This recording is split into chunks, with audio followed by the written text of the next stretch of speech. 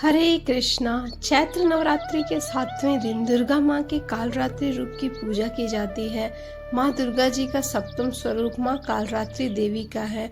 दुर्गा माँ की पूजा 7वां दिन नवरात्रि के दिनों में बहुत महत्वपूर्ण होता है। सदैव शुभ फल देने के कारण इनको शुभंकरी भी कहा जाता है। कहा जाता है कि माँ कालरात्रि की पूजा करने से काल का नाश हो जाता है।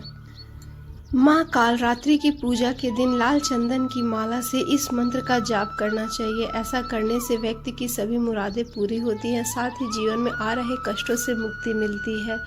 ओम जयंती मंगला काली भद्रकाली कपालिनी दुर्गा क्षमा शिवा धात्री स्वाहा स्वधा नमोस्तुते।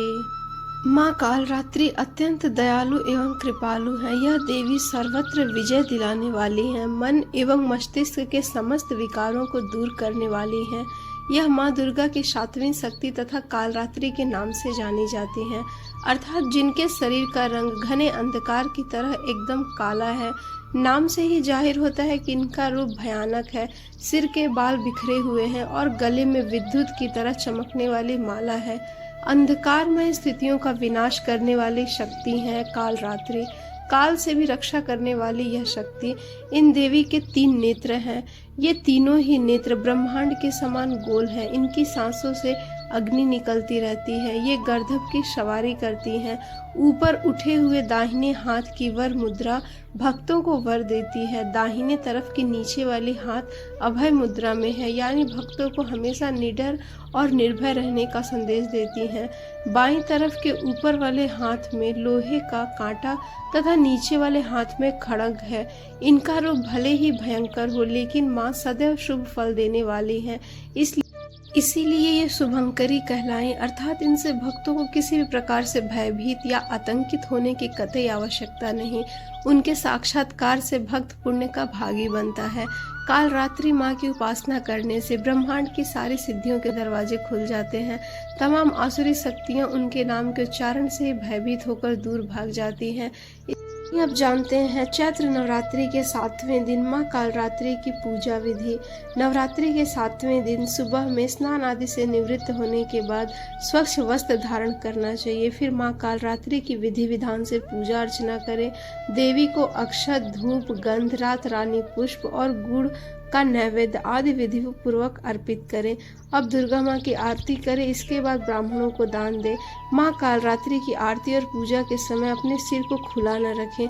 पूजा के समय सिर पर साफ रुमाल आदि रख लें। इसके अलावा सप्तमी के दिन रात में विशेष विधान के साथ देवी की पूजा आराधना का भी नियम है। तो अब हम जानते हैं कि माँ का यह 7वां रूप कालरात्रि के नाम से कैसे जाना जाता है। पौराणिक कथा के अनुसार माँ कालरात्रि को काली का रूप ही माना जाता है। काली माँ इस कलयुग में प्रत्यक्ष फल देने वाली हैं। काली, भैरव तथा हनुमान जी ऐसे देवी देवता हैं जो शीघ्र ही जागृत होकर भक्त को मनोवांछित फल देते हैं।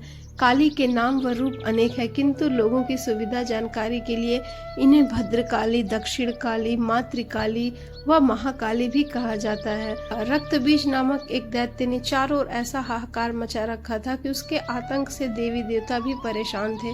रक्त बीज को ऐसा वरदान प्राप्त था कि उसके रक्त की बूंद धरती पर गिरते ही उसी के समान एक और शक्तिशाली दैत्य तैयार हो जाएगा। इस तरह रक्त बीज की सेना तैयार होती गई और उसका आतंक भी बढ़ता गया। रक्त बीज से परेशान होकर सभी देवतागण भगवान शिव के पास पहुंचे। शिव भी जानते थे कि रक्त बीज का अंत केवल माता पार्वती ही कर सकती हैं, इसलिए उन्होंने माता पार्वती से अनुरोध किया। तब माता पार्वती ने अपनी शक्ति और तेज से माँ कालरात्रि को उत्पन्न किया। माँ कालरात्रि का रूप रौद्र और विकराल था। गर्दभ की सवारी, काला रंग, खुले केश, गले में मुंडमाला, एक हाथ में वर मुद्रा, एक हाथ में अभय मुद्रा, एक हाथ में लोहे का कांटा और एक हाथ में खड़ग। माँ कालरात्रि ने रक्त बीज का वध करते हुए उसके शरीर से निकलने वाले रक्त की बूंद को जमीन पर गिरने से पहले ही पी लिया और इस तरह से माँ ने रक्त बीज के आतंक से मानव और देवताओं को मुक्त कराया। माँ के इस रूप को ही कालरात्रि और कालिका कहा जाता है। दुर्गा सप्तशती में महिषासुर के वध के समय माँ भद्रकाली की कथा का वर्णन मिलता है कि युद्ध के समय महाभयानक दैत्य समूह देवी को रणभूमि में आते देख उनके ऊपर ऐसे बाणों की वर्षा करने लगा जैसे बादल मेरुगिरी की शिखर पर पानी की धार को बरसा रहा हो। तब देवी ने अपने बाणों से उस बाण समूह को अनायास ही काटकर उसके घोड़े और सारथियों को भी मार डाला। साथ ही उसके धनुष तथा अत्यंत ऊंची ध्वजा को भी तत्काल काट गिराया। धनुष कट जाने पर उसके अंगों को अपने बाणों से बींध डाला और भद्रकाली ने शूल का प्रहार किया। इससे राक्षसों के शूल के सैकड़ों टुकड़े हो गए और वह महादैत्य प्राणों से हाथ धो बैठे। इस तरह माता का नाम भद्रकाली पड़ा। तो दोस्तों, आज की कथा आपको कैसी लगी हमें कमेंट करके ज़रूर बताएं। हरे कृष्णा।